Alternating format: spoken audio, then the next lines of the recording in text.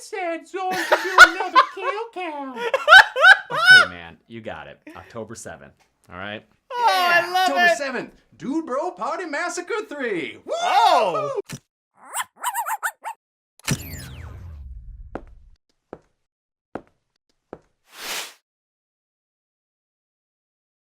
Hey guys, my name's Dan, and today's reaction comes from Dead Meat. This is Seed of Chucky 2004 Kill Count Recount, and I gotta say it's been an absolute blast running through these movies all over again, because it's been such a long time since I've seen them, so it really feels like I'm watching them for the first time all over again, which is such a fun feeling, and I'm really excited to learn more about this movie and more about how certain scenes were made, because there are a lot of really good ones in this. But before we get into it though, if you enjoy other Dead Meat videos, I've reacted to so many of them for you. And if you want to see future reactions that I do, you can go right below this video, click that like button, the subscribe button, and every notification bell. Because not only does that let you see past, present, and future reactions that I do, but it also helps with the YouTube algorithm, helps to get more eyes on my channel. Then go on over and support Dead Meat if you haven't already. I'll leave a link to his channel down in the description.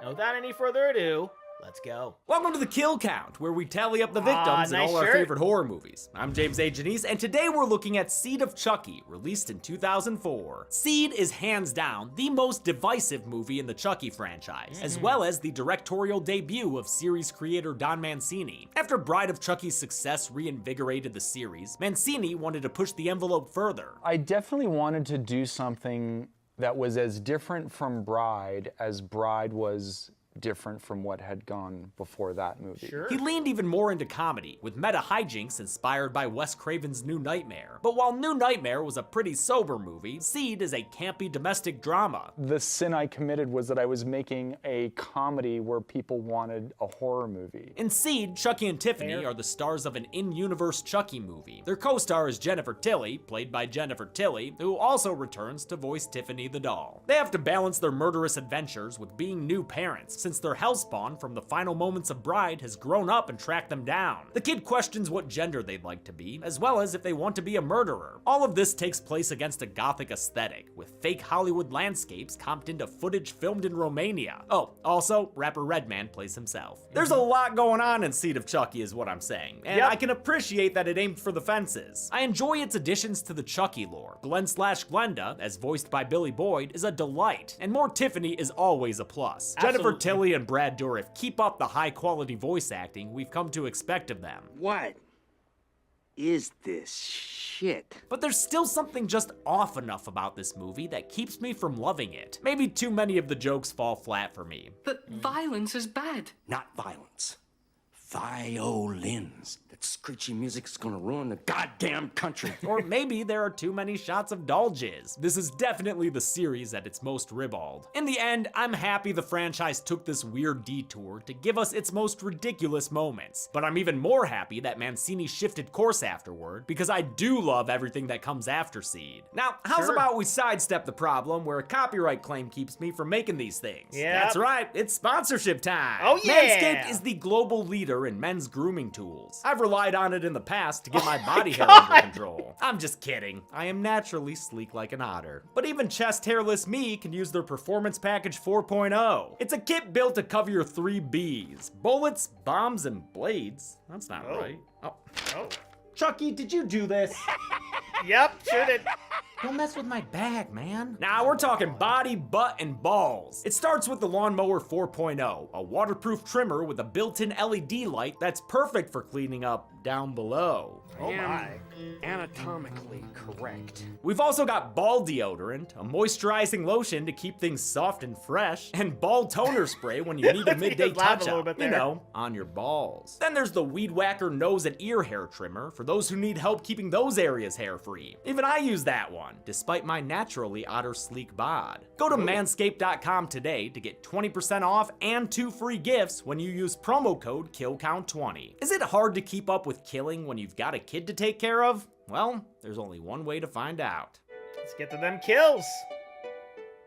The movie begins with the sticky miracle of life. Congratulations, it's a healthy baby title card. Now, this happens when 2 evil dolls love each other very much. The Hammerhead sperm crashes into a Dragon Ball and makes the Ally McBeal baby. You should have learned all this in health class. We're a package being opened for a British birthday girl. That's the ugliest thing I've ever seen in my whole life. she doesn't like us, but we'll show her. First-time director Don Mancini plays this entire sequence in first person as an homage to the opening of Halloween. Just like in that movie, we wind up with a first-person kill when our hideous self stabs the daddy in the chest, then rides that English father down So like he were good. the Lusitania. The POV carnage continues in the bathroom, done up in tasteful overlook chic. But we don't have to worry about Mum getting super old here. Our first-person psycho slashes her up, and she dies because she doesn't have those flower sticker things on the tub floor. Gotta get that non-slip, motherfuckers! The boobs we see here always felt out of place to me. It's the only nudity in the entire Chucky series. Well, human nudity. We don't get to kill the Yeah. daughter who disgraced More on us. that She later. bullies us more because, well, You're pissing your pants! You're pissing your pants! You're pissing your pants!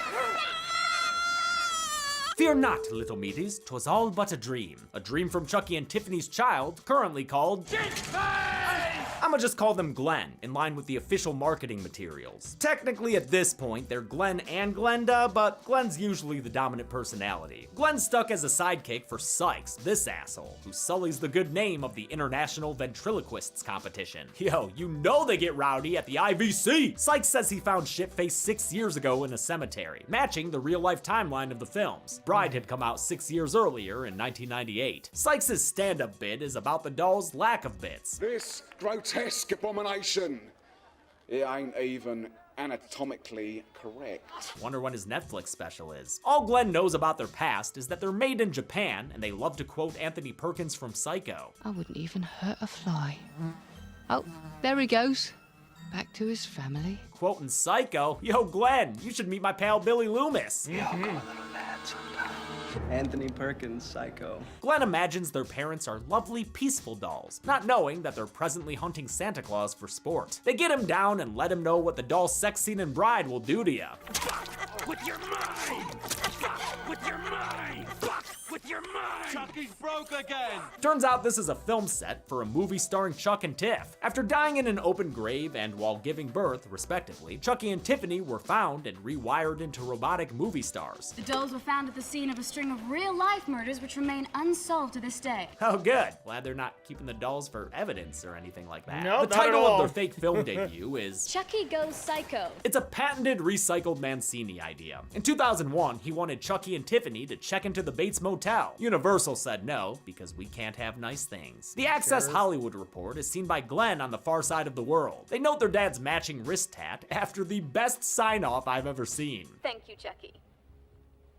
Fuck you very much. Realizing they're not an orphan after all, Glenn ditches Sykes and rides off in the back of an open truck, just like their father never taught them. One Indiana Jones map later, and Glenn's in glamorous Los Angeles, California. Specifically, the Gower Street gate at Paramount Studios. A bit weird given the franchise's ties to Universal. While all the other Chucky sequels were distributed by Universal, the studio passed on Seed of Chucky. They thought it was too weird, too comedic, and, quote, too gay. Mancini actually wrote the script for Seed right after Bride's success, but it was one of many horror movies impacted by Columbine. Between the then shocking school shooting and creative differences with the studio, the project sat dormant for 5 years until producer David Lindy read the script. A huge Chucky fan, Lindy helped Seed get made under Rogue Pictures, a subsidiary of Focus Features. He pretty much allowed Mancini to make the movie exactly how he wanted to. Chucky Goes Psycho co-stars Jennifer Tilly, like the actual Jennifer Tilly. Not that she's Jennifer Thrilled about that. She'd rather have Oscar roles like Julia Roberts. I'm so tired of hearing about Julia Roberts. You know, I should have played Erin Brockovich. I could have done it without the Wonder Bra. I love having Jennifer Tilly play Jennifer Tilly. It's a great loophole to see more Tilly in human form after Agreed. Tiffany's Tubby Time death in Bride. She's so down with making fun of herself. I mean, look at me. I'm an Oscar nominee, for Christ's sake, and now I'm fucking a puppet. Her well-meaning assistant Joan tells her about a role in a movie being made by rapper Redman, a religious role. Virgin Mary. What's so funny? Nothing. She's pretty bad in her audition, not that it matters. Redman spends the whole time staring at her tillies. Redman is very much not an actor, and it shows. But I guess it doesn't hurt the movie too badly. Despite his admiration for her talents, he says he's sticking with his first choice for the Virgin Mary. Julia Roberts. Jen invites him to her place that night, the better to convince him to give her the role. A comically hypocritical move after she earlier suggested Julia Roberts had done the same thing. She slept with the director, that's what I think. Jennifer, you know that's not true. Mancini had to add those qualifiers to this combo to cover his ass legally. The studio made us add the line where her assistant says, well, you know that's not true. Glenn disembarks their FedEx class flight in Guillermo del Toro's basement. They pass about half the blood required for one shot in Cabin in the Woods and find Chucky and Tiffany sleeping peacefully. Aw, the grip tucked them in and everything. Glenn pulls out their family heirloom, the Heart of Damballa, continuing as canon after its introduction in Bride. All of a sudden, Glenn figures out their family words. Ade due dambala. Hey, Editor Josh, what's our incantation count up to at this point? At this point in the series, we're at 10. Thanks, bud. The spell works immediately. Presto, your parents. Who the hell are you? Shitface. Chucky roasts Glenn for a few minutes, because that they're reaction. supposed to be hideously ugly. It took the filmmakers a long time to figure out just what kind of ugly they wanted the doll child to be. I think we had 7 or 8 different sculptures of what Glenn could look like, still following the parameters that we were given, but kind of seeing how far we could push it in a couple different directions. I still think they look like pinups era Bowie. It's still a face only a mother could love. Chuck is gonna need a minute. They freeze when they hear a tech coming. Because of their on-set malfunction, they're gonna need to get taken apart. This is actual effects artist Tony Gardner playing himself. We've seen his work in Freaky, Zombieland Double Tap, and Bones, and he designed the mask in Hellfest and Evil Ash in Army of Darkness. Ooh, his work goes all nice. the way back to the Thriller music video. Oh my God. He first met Chucky producer David Kirshner on Hocus Pocus, which they both worked on. With Seed, Gardner replaces longtime Chucky puppeteer Kevin Yeager. He signed on to the project with only 3 months to build the animatronics. Not a ton of time, but they ended up looking great. Gardner Sure did. stuck with the franchise and remains with it to this very day. He even has a producer credit on the TV series. His daughter, Kira, made the upcoming documentary Living with Chucky, which is making the festival rounds. And to humble brag a little bit, she's actually a personal friend of mine. Hey, Kira. Oh! James. Oh! That badass wedding gift. Oh, you mean the screen-used Chucky shoe from season Oh, 1? nice! You're welcome. When Tony That's unscrews awesome! Tiffany's back, he finds beating organs inside, presumably put there by the Damballa effect, which, yeah, probably also gave Chucky his little peener. The dolls put a quick end to Gardner's acting career with an awesome death to give to the makeup guy. You so gotta get killed good. pretty fucking hard to make a normal movie look 3D. That death deserves some yeah-yeah-yeahs for show. The two of them decide it's high time for a gender reveal party. It's a Ken! Chucky sees a chip off the old alphabet block, while Tiffany sees the daughter she's always wanted. He says, Glenn. She says, Glinda. The names are in reference to Ed Wood's 1953 film Glenn or Glenda, a clumsy but groundbreaking story, loosely inspired by the gender reassignment surgery of trans pioneer Christine Jorgensen. Before they can get either name down on the birth certificate, Jennifer Tilly sneaks into the shop to have herself a Snickers. Tiffany's never seen someone eat so beautifully. Jennifer Tilly. The fact that we have J. Till saying her own name like that is hilarious. It reminds me of a very drunken episode of Drunk Disney. Her name is kind of Fertilly. Fertilly. After mistaking it for a prop, Tilly realizes Tony's head is for reals. The police squad comes to Paramount as Jen gets a taste of the fame she's been missing. Pete Peters, celebrities revealed. Jennifer, what did you see? It's so overwhelming, she doesn't notice her chauffeur Stan rehearsing something he wants to say to her. Jennifer, I love you. So he'll just have to keep being her boy toy for now. Could be worse. The puppets sneak into the limo's back seat and admire the streets of Hollywood. Of course, all these shots were just filmed by a second unit. Most of Seed was filmed over in Romania at Castle Studios, which was co-founded by Charles Band in 1992. But the Chucky family isn't from Eastern Europe or East Asia. We're not from Japan. We're from Jersey. They decide that Tiffany will take over Jennifer Tilly's body. She can't wait. She sounds just like an angel. Chucky will take over Redman's. I'm down with that. Yeah, we know, Chucky. We remember Child's Play 3. As for Glenn/Glenda, You're going to be a real-life girl. Boy. They're working on it. And Jennifer's working on a special night with Redman, even though it's sure to upset Stan. Oh, come on, Stan, it's just business. Tiffany takes the news even Stan. harder. Oh my God, she's a complete slut. They get to Jennifer Tilly's weird-ass Scooby-Doo murder house, where the toys hole up in the attic. Glenn asks their parents why they murder, and while Chucky defends it as a family tradition, Tiffany wants to set a better example for their kid. We have a problem with killing. She makes Chucky promise that he won't kill anymore, but you know that Charles Lee Ray, he just can't help himself. The dolls plan to use Chucky's sperm to artificially inseminate Jennifer Tilly. That way, she can give birth to a body for Glenn or Glenda to use. Hey, my Aren't you gonna give me a hand here? Wonder how long it took Tony Gardner to make them doll titties. Of course, Chuck's gonna need more than a quick flash to make baby juice. It takes 5 grown adult men to jerk off one small plastic puppet. Learn something new every day, sometimes entirely against your will. Joe's been writing fake fan mail to Jennifer to make her feel better, but she takes a break to try to talk Jen out of sleeping with Redman for a role. When she gets too judgmental, Jennifer fires Joan, and she leaves right as Redman arrives for the one-on-one audition. As it gets started, Tiffany drugs the champagne, and Redman is too charming for Jennifer to notice. Which of my films is your favorite? That movie when you and that chick was making out? Oh, Bound.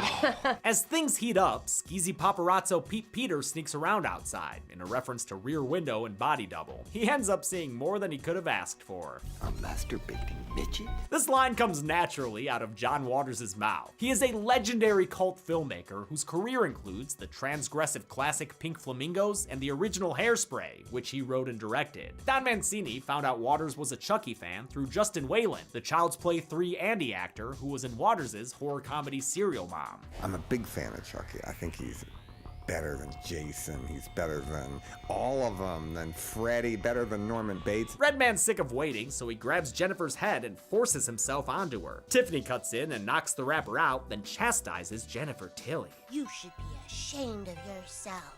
Where's your self-respect? Jennifer looks for it, only to find Chucky waiting in the wings with his sperm donation. She tries to run, but Tiffany knocks her out with an award. The dolls drag their new bodies away, as Tiffany comments on Tilly's weight. Fuck, she's fat. This movie has a lot of mean comments towards Jennifer Tilly, all at the request of Tilly herself. Jennifer completely mocks herself in this movie in a way that I think people will love her for. She wanted to play her fictionalized self as a bitchy diva from hell. Mancini complied, initially going a bit too hard in the paint. Actually, the first draft that he did, the studio rejected because they said, Jennifer Tilly is so unlikable. As Tiffany prepares to go full blind man on Jennifer, Chucky notices Pete Peters sneaking away with pics. He scares his kid awake and takes off their bow so they can go out for a boys' night. Ignore the fact that the driving puppets negates a crucial plot point from Bride. Sure, I'll steer and you can work the pedals. I mean, yeah, that's exactly what they're doing right now, so I guess they just had to try it. They get cut off by Britney Spears, played by professional lookalike Nadia Dinah Arakat. The resemblance was so uncanny that some TV trailers included warnings that Spears wasn't really in the movie. She's not in it for long in any case. Chucky drives her off the road, killing Britney Spears in an explosion. Bye, Britney. Oops, I did it again. Again? Pretty sure that's the first time you've killed Britney Spears. Right? At the paparazzi photo lab, Pete Peters learns his photo subject was a scary-looking scarred-up doll. That same doll is currently hanging out right above him. But before he can get the drop, Glenn tries to save Peters with her best Darth Vader impression. No!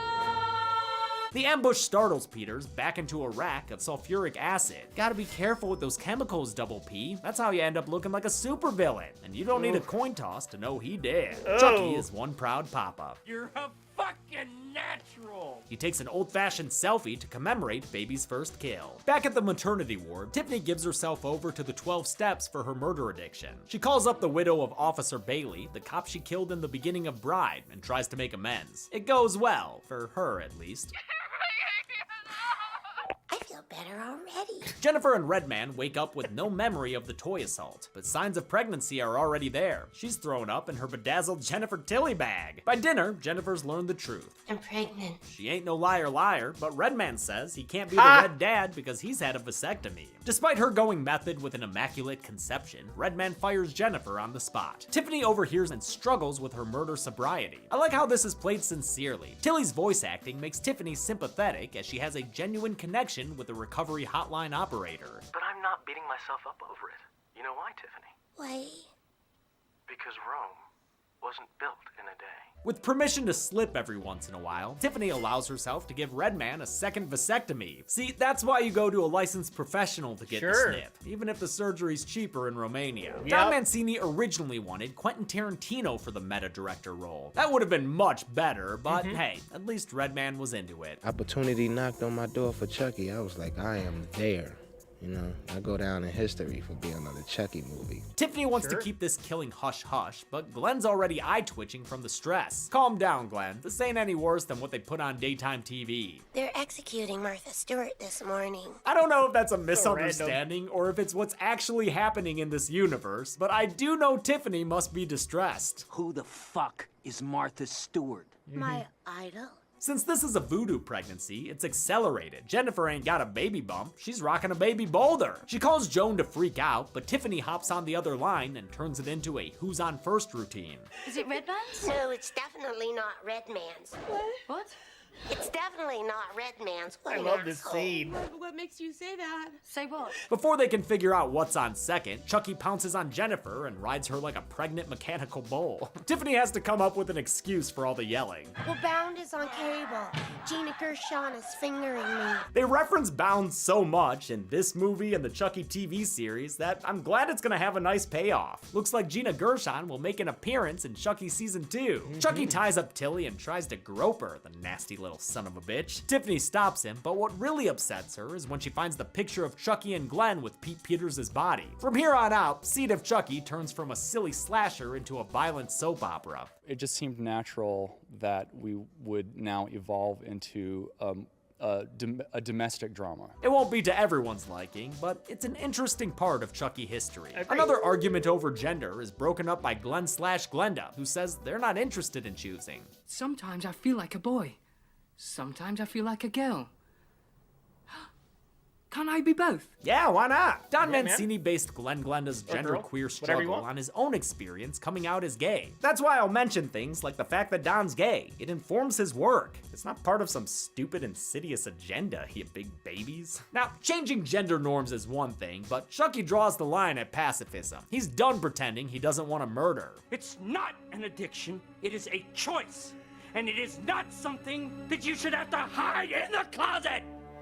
Oh shit, there's a dead man in the closet! And Tiffany's got some splaining to do. Since they don't have a body for Chucky anymore, they call up Jennifer's dopey chauffeur Stan. One black and white Hollywood sign storm later, they're ready to start swapping. Or, not like couple swapping. Well, I guess in a way sort of couple swapping. A lot of this movie takes place at Jennifer Tilly's mansion, a full-scale Spanish colonial home that production built on a soundstage. It helps that Castle Studios had the second biggest soundstage in Europe after Pinewood's 007 stage. The old Hollywood home and its outside was built to recreate a corner of Beverly Hills, with palm trees shipped in from Egypt. Again, I think it looks weird and artificial, but it's meant to. The locations are stylized environments, just like the dolls are stylized human beings. Working on a soundstage was necessary, since sets had to be built 6 feet off the ground, so the puppeteers could be underneath. A lot of the floors on set had removable tiles to make running cables easier. Making a Chucky movie is as much about engineering as it is about art. Lightning knocks out the power, and Joan the assistant knocks at the door. Chucky volunteers to kill Joan himself, so Tiffany won't have to call another hotline. Before he can get at her with a knife, she's toasted by a can of hairspray and an open flame. Joan backs up to the banister and for some reason climbs over it to fall to her death, sending her to S Club heaven.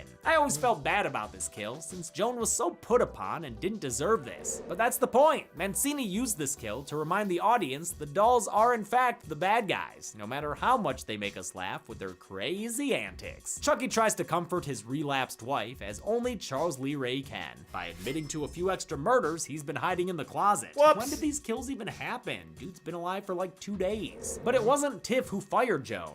Glenn? Guess again, Daddy. Glenda? That's my name.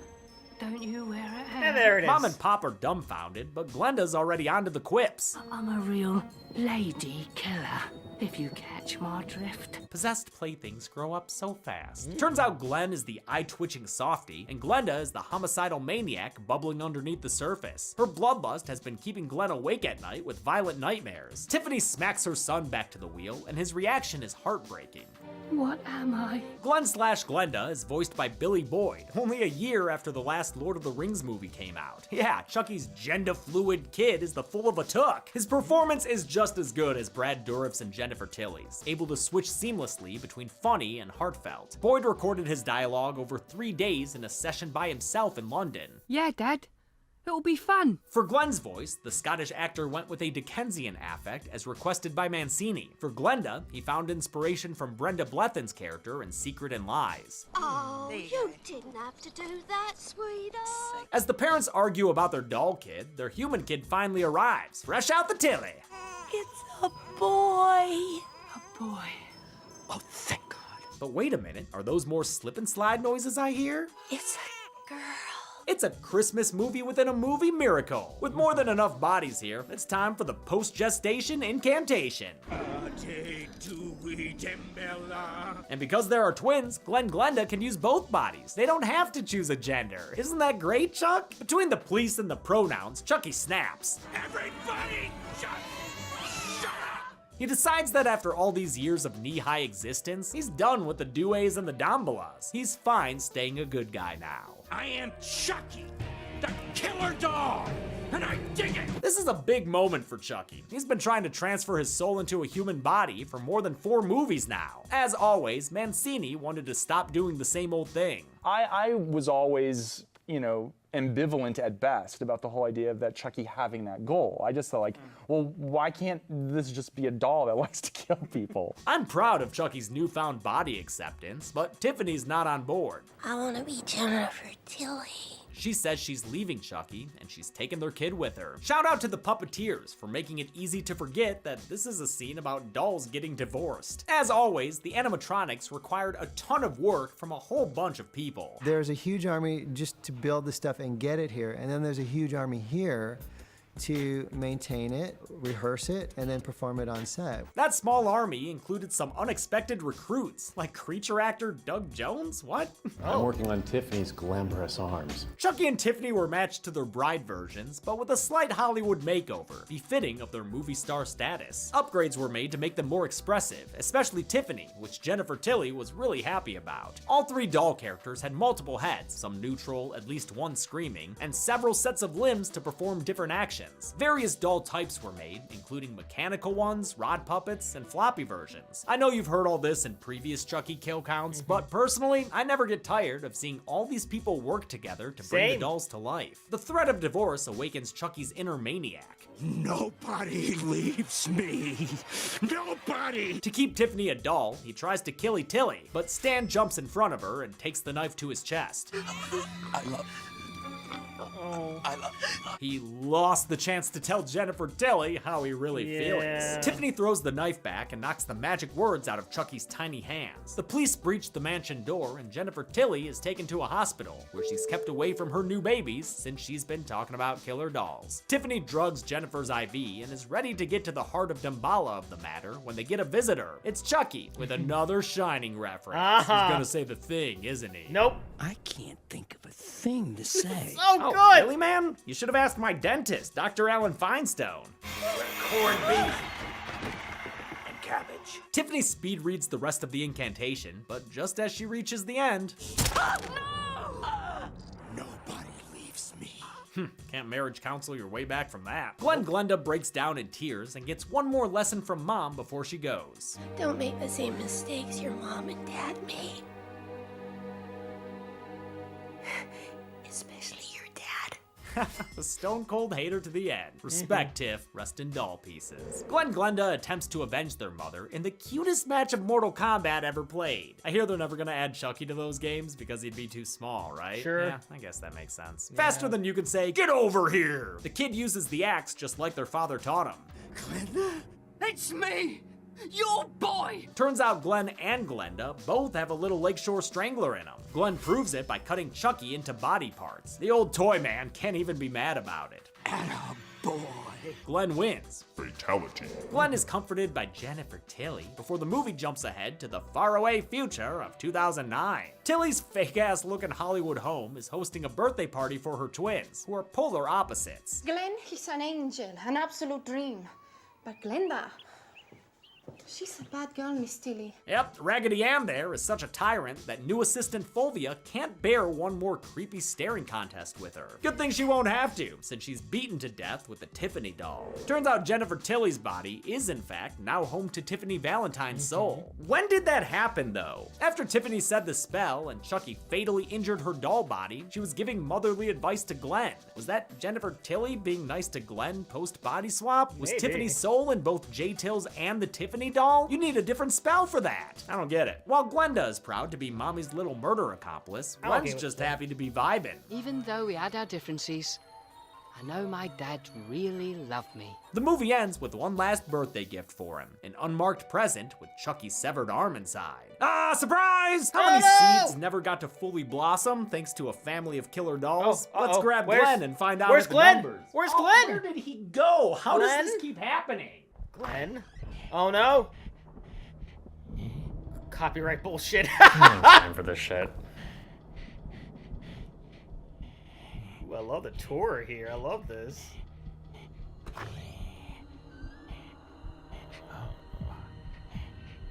Uh-oh. Oh, is that a phone with the knife out of it? What the fuck are you doing down there? Glenn said so to do another kill count. Okay, man, you got it. October 7th, all right? Oh, I love October it. 7th, Dude Bro Party Massacre 3. Woo! Oh! Shit, I gotta go right. Oh no, sorry. 14 people died in Seed of Chucky. Of those, 6 were women, 7 were men, and 1 was a red man. Now it's time for everyone's favorite extra information. Chucky had 7 solo or joint kills, with an incineration, 4 blade kills, which includes an axe, an off-screen suffocation, and the piano wire decapitation, filed under MISC. Tiffany only had 3 kills, that miscellaneous decap, red man stabbing, and Fulvia's beating with the Tiffany doll. And now Glenn/Glenda's in the mix too, with 5 kills. They stabbed a dad, broke a mom's neck, lit Joan on fire, used an axe on Chuck, and got a miscellaneous acid face melt. Here's how the puppet kills stack up after this movie. Oh wow, way to catch up to Mom Glenn/Glenda. And here's the installment comparisons, with Seed tying Bride for the lead-in kills. Finally, a runtime of 87 minutes left us with a kill on average every 6.21 minutes. I'll give the golden chainsaw for coolest kill to Pete Peters for that face melt. It's not my favorite CG, but where else are you gonna see John Waters with half his head looking like a pepperoni pizza? Dull machete for lamest kill will go to Stan the chauffeur man, whose death was as pathetic as his character. And champion chuckle for funniest part is gonna go to a dark horse line. They're executing Martha Stewart this morning. Tiffany's super serious line reading and likely misreading of the situation just makes me laugh every fucking time. And that's it. Seed of Chucky came out in 2004, and while Focus Features pushed for a more traditional follow-up starring Glenn, Mancini wouldn't play with his toys again for almost a decade. I'll show you next time, but until then, I'm James A. Janice. This has been the Kill Count. On the next Kill Count. After being lost in the metaverse for 2 films, it's time for Chucky to go back to basics. Hi, I'm Chucky, and I'm your friend till the end. That one's a classic. Curse of Chucky sees a maturation of Don Mancini's direction as he takes the killer doll back to his horror roots. Chucky, I'm scared. You fucking should be. It's more like the original than any sequel since, even if he's gotten a makeover. He's cute, if you say so. Chucky replaces his family with a new one that includes Nika Pierce, played by Brad Dourif's real-life daughter, Fiona. I've always had a thing for family. But don't worry, Chucky's still the same one-liner spouting good guy we all know and love. Women can't live with them, period.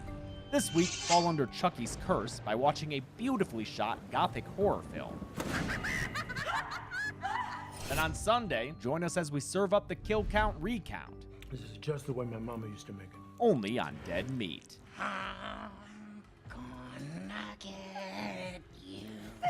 Curse of Chucky can currently be watched. Yeah, so that one I don't think I ever saw.